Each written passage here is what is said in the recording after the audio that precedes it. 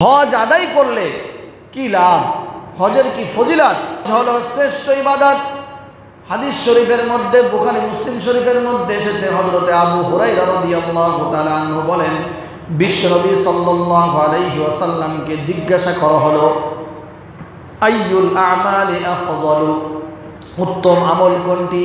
বিশ্বনবী সাল্লাল্লাহু আলাইহি ওয়াসাল্লাম বলেন, ঈমানুন বিল্লাহি ওয়া রাসূলিহি, আল্লাহ তাআলা এবং তার রাসূলের উপর ঈমান আনয়ন করা। এরপরে আবার প্রশ্ন করা হলো, তারপরে উত্তম আমল কোনটি? বিশ্বনবী সাল্লাল্লাহু আলাইহি ওয়াসাল্লাম বলেন, আল জিহাদু ফি সাবিলিল্লাহ, আল্লাহ রাব্বুল আলামিনের রাস্তায় জিহাদ করা। এরপরে আবার পুনরায় প্রশ্ন করা হলো, তারপরে উত্তম আমল কোনটি? বিশ্বনবী সাল্লাল্লাহু আলাইহি ওয়াসাল্লাম বলেন, হজ্জুম মাবরুরুন, অর্থাৎ আল্লাহ রাব্বুল আলামিনের কাছে গৃহীত হজ, গ্রহণীয় হজ, উত্তম হজ। বলুন না সুবহানাল্লাহ। তাহলে এই হাদিস থেকে বোঝা যায় হজ হলো শ্রেষ্ঠ ইবাদত, উত্তম ইবাদত। বলুন না ঠিক কিনা?